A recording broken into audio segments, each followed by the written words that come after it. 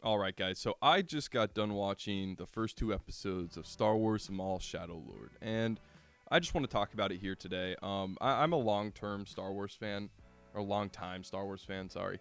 And when the first trailer released for this show, right, I was not really sure what to think. Right, I thought it looked okay. It looked decent. It revolves around Maul. Maul's a really cool character. Um, but I didn't think it was gonna be anything that like blew me out of the water. Right. And being a long-term Star Wars fan, I was gonna watch it either way. It wasn't gonna be a question whether I watched it or not. It was just gonna be whether I liked it. And over the last couple of years, Star Wars has really, I would say, has done a disservice to their fans. Just with most of the releases, other than Andor. Andor is almost a perfect show. I mean, seriously, Andor is one of the best shows I have ever watched. If you have not seen Andor, not even if you're a Star Wars fan, you can watch it without even knowing Star Wars. I mean, Andor is the best thing that has came out of Disney Star Wars, and you can watch Andor, and then you can go watch Rogue One, and that's a perfect little snippet of Star Wars, right? And it really is the best Disney has done, and I was going into this pretty open-minded, but like I said, I didn't think it was going to be anything crazy, right? So after watching, I've seen all of the Clone Wars, I've seen all the Bad Batch, I have seen everything that Star Wars has released, right? And I love the Clone Wars, right? I'm a long-term Clone Wars fan. Clone Wars fan. I grew up watching that, and they ended it phenomenally. Like it could not have been better, and I don't want to spoil it for people that haven't seen it, but Maul is in that final season, and he's a prominent part in that final season. And they kind of just, I thought his story was kind of just going to leave open-ended. I didn't know if they were ever going to come back to it or not, because the way it ends, it's pretty open-ended, right? He pops up, in Rebels once. He pops up or Rebels a couple times. And then he pops up at the end of Solo, he has a little cameo. So I thought, maybe they'll fill it in, maybe they won't. We'll just have to see. But I set my expectations actually relatively low for this show because coming off of the Bad Batch and some of the Tales similar stuff, I'll get into that in a second. But coming off the Bad Batch, a lot of people love the Bad Batch, and I'm not gonna hate on you if you say the Bad Batch is my favorite thing from Star Wars. It's not bad. I just think there's some questionable decisions, and I was not the biggest fan of Omega, and honestly, I'm not even the biggest fan of the Bad Batch. I think they're cool. I think they're interesting. But I didn't think it was amazing. I think they could have had some more interesting stuff in that show, and they just kind of played it. I don't want to say safe, but like more reserved, right? And I kind of thought, maybe this is where this Maul show is gonna go, or it was kind of gonna go into the direction that Tales of the Jedi and Tales of the Empire and Underworld took, where it explains stuff that, like, I don't know, I don't want to say it doesn't need to be explained, but like that's kind of what it is. It doesn't really need to be explained, and then when they do explain it, it doesn't do it in the best way. I mean, I thought Tales of the Jedi was fine. That one's good. I like the Count Dooku storyline and that sort of thing, but Tales of the Empire and Tales of the Underworld just kind of felt like something they're like, let's just make it. And I can't say like I just didn't enjoy it. I don't know. I wasn't.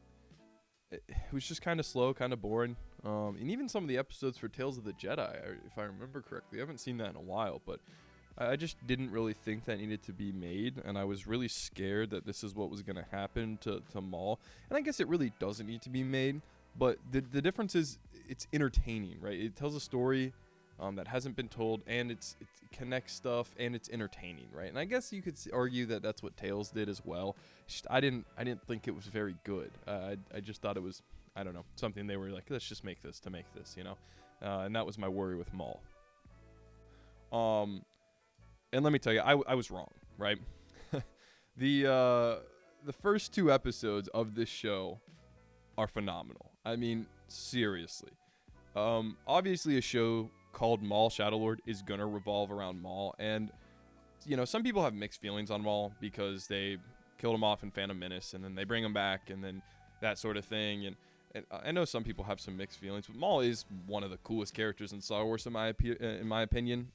He has a great character development throughout the Clone Wars, and into Rebels, and eventually his end that is depicted in Rebels late. It's great. I mean, it really is great. But I was interested to see how they were gonna fill in the gap if they ever did fill in this gap, right? And the start of these first 2 episodes of this show are really good. Like I wanna be clear, they're really good. It is probably it's better than the Bad Batch in my opinion, and it's on par. I don't want to say it's on par with Clone Wars season 7, right? Because that's like that's up there for a lot of people. It's up there for me. That's probably my favorite part of Star Wars is that ending to the Clone Wars there. But like, it's up there. I mean, I don't want to say the first 2 episodes. This is very fresh on my mind. Let me be clear, but it's really good. I mean, the characters that they show in this, anywhere from the police officer that they take focus on, and to his companion, the robot named Two Boots, or Vario, the crime boss, or even the new Jedi they introduced with the Master as well. They're all really interesting and dynamic, and I think they go together really well. Like, I just don't think there was not a single point during any of those episodes where I'm like, wow, I'm bored right now. Like, wow, I want to turn this off. And I feel like I had that issue sometimes with Bad Batch, and I definitely had that issue in the earlier seasons of Clone Wars when I rewatched it.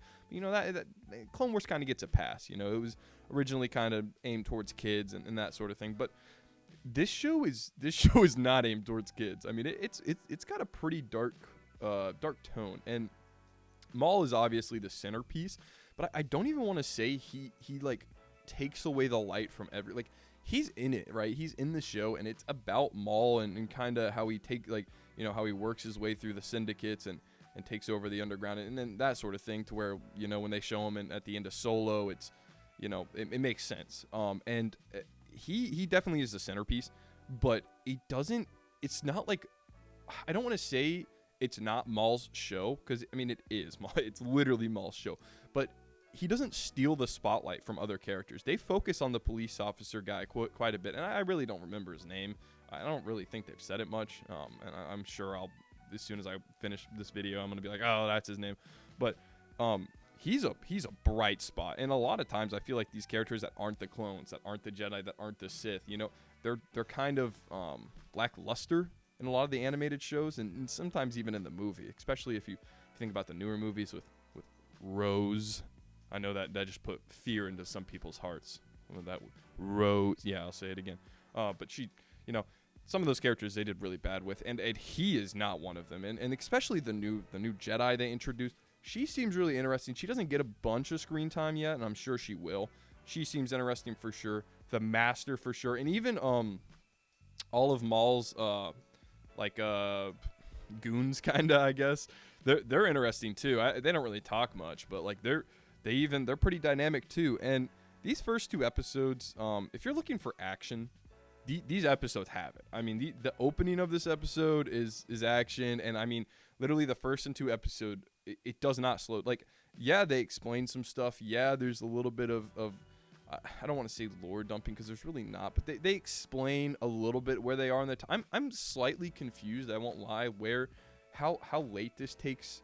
Like, I don't know if this is right after Order 66 or if this is 3 years after Order. It's somewhere in that area, right? It's not super removed from that era, but it doesn't feel like it's right after, because some of the things they say, because one of the lines, he's like, oh, I haven't seen a laser sword since the Clone Wars, which kind of makes it feel like the Clone Wars was 10 years ago, but I don't think that's not right. That's I don't know. Timeline doesn't matter that much, but it's a lot of action, right? It's pretty action fulfilled, and I think if that's what you're looking for, you're gonna like it. And the writing so far is very strong, right? They don't I just said something about lore dump. They really don't lore dump. They just kind of build the world, which I really like. And one of the biggest things I'm gonna get into is they make in Andor. If you guys seen Andor, the Empire's scary, right? They make the Empire scary, or like a formidable force, right? And some of the other shows and stuff, they don't, right? They kind of talk about the Empire like they're that formidable force, and I really like that, because he's like, oh, I don't want to.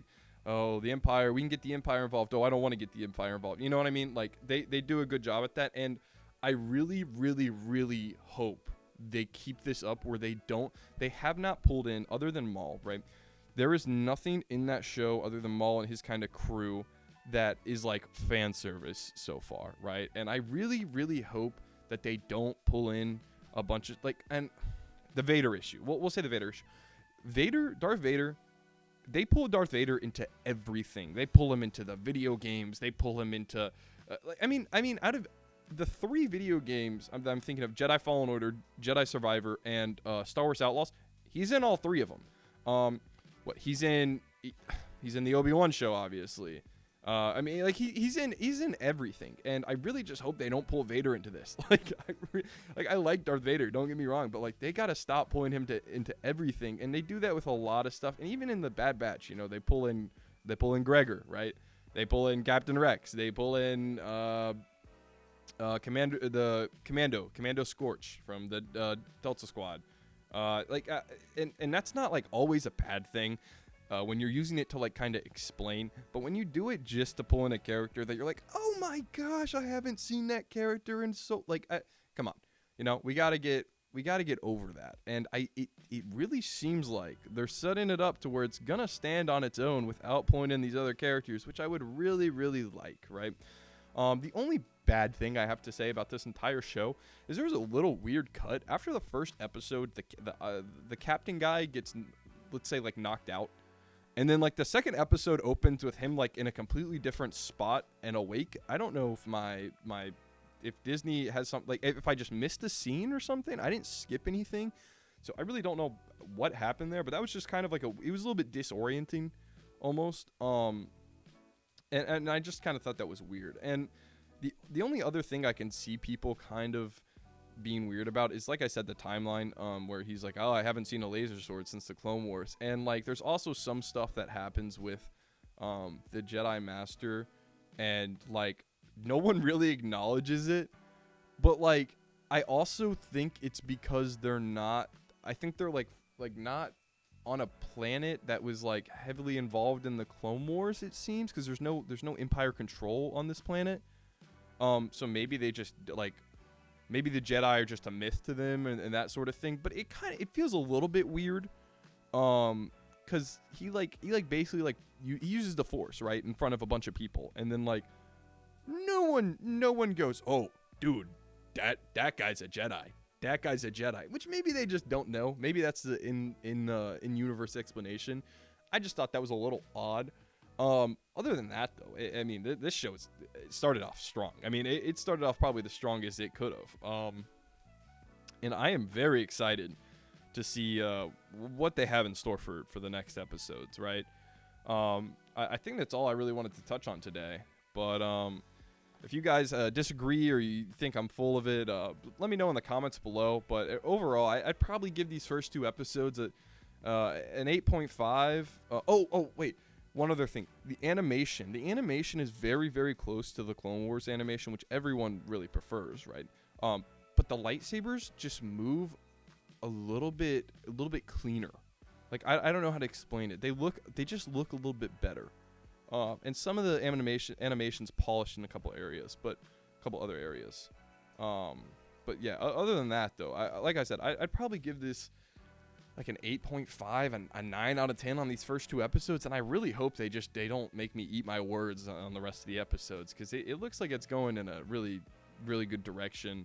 And I'm really excited to see what Dave Filoni has in store next for this, because it'll either be really bad or it'll turn my opinion around on the future of Star Wars a little bit. But like I said, that's all I have for you guys today. If you disagree with me or you think I'm full of it, let me know in the comments below.